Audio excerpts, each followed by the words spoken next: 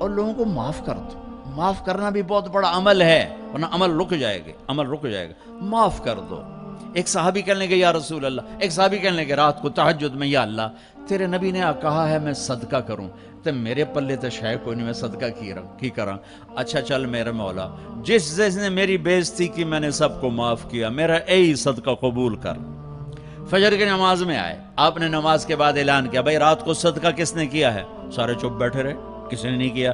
پھر آپ نے واضح کیا رات کو اپنی عزت کا صدقہ کس نے کیا ہے؟ یہ کھڑے ہو گئے کہ یا رسول اللہ، تو آپ کی باتیں سن کر شوق پڑا کہ کو مال لگاؤں. مال تھا نہیں، میں کہا چل میرے مولا میں اپنی عزت دے صدقہ کرنا. تو میرے نبی نے فرمایا تیرا اللہ نے قبول صدقوں میں لکھ دیا ہے یہ عمل. اور میرے نبی نے فرمایا میرا ایک امتی ہے، جب وہ آئے گا نا جنت کے دروازے تو 8 دروازے پکاریں گے حضرت ادھر آئی، حضرت ادھر آئی، حضرت ادھر آئی.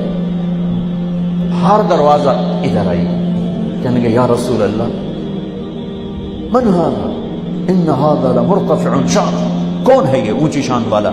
تو ابو بکر سامنے بیٹھے تھے، کہا یہ ہے ابو بکر بن ابی قحافہ، اس جنت کا ہر دروازہ پکارے. رسول اللہ صلی اللہ تعالی علیہ وسلم قیامت والے دن حساب کس نے لینا ہے؟ تو محبوب کریم نے نظر مبارک اٹھائی اور زیر لب حضور بھی مسکرائے. فرمایا حساب اللہ تعالیٰ نے لینا ہے. تو اس نے کندھے پہ چادر رکھی اور مسکرانے لگا.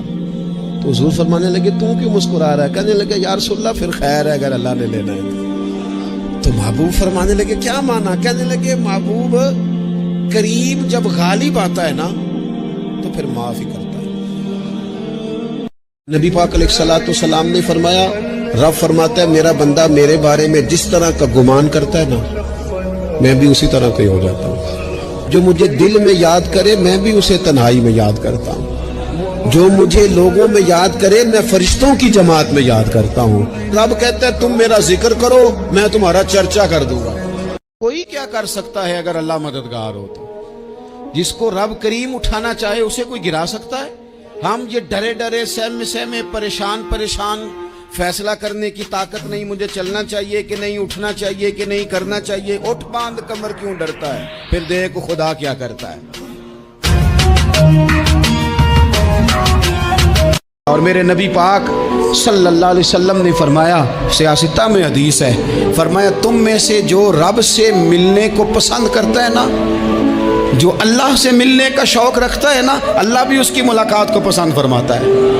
تم میں سے جو رب سے ملنے کا شوق رکھتا ہے، اقبال کیا کہتے ہیں؟ کہتے ہیں تیرے عشق کی انتہا چاہتا ہوں، تو میری سادگی دیکھ میں کیا چاہتا ہوں.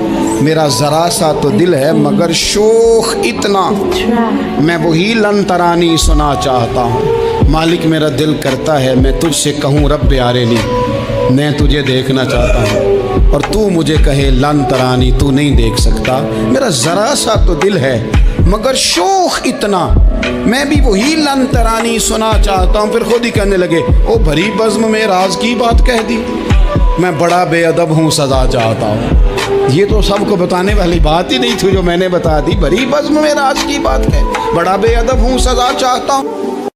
اللہ کے محبوب علیہ السلام سے پوچھا گیا کہ سب سے اچھا ایمان کس کا ہے؟ فرمایا سب سے اچھا اور کامل ایمان اس کا ہے جس کے اخلاق اچھے، جو بات اچھی کرتا ہے، جو لوگوں کے برائیوں کی ٹو میں نہیں رہتا، جو لوگوں کو اذیت نہیں پہنچاتا، جس کی طبع میں حیا ہے، جس کی طبیعت میں وفا ہے، جس کے انداز کے اندر محبت ہے، مروت ہے، بھائی چارہ ہے، حسن سلوک ہے، رواداری ہے. ان چیزوں سے مل کے اخلاق بنتا ہے. جو لوگ صبح دیر سے اٹھتے ہیں نا، انہوں نے 9 10 گھنٹے کی بھی نیند پوری کی ہو نا، اٹھتے ہی ان کا دل کرتا ہے 2 بندے مجھے دبائیں.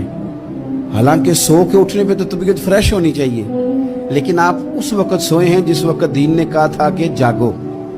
آپ حدیث پاک دیکھیے، اللہ کے پیارے رسول صلی اللہ علیہ وسلم نے فرمایا ہے کہ جب تم سوتے ہو تو شیطان 3 گرہیں لگاتا ہے، گنڈا 3 گرہیں لگاتا ہے تمہارے کان میں اور کہتا ہے سو جا سو جا سو جا، رات لمبی ہے. حضور فرماتے ہیں جب بندہ سویرے اٹھ کے اللہ کا ذکر کرتا ہے، چارپائی پہ اٹھا، اس نے اٹھنے کی دعا پڑھ لیا، الحمدللہ کہہ لیا، اللہ اکبر کہہ لیا، یا اللہ تیرا شکر ہے، اپنے لہجے میں کسی طرح اللہ کا ذکر کر لیا.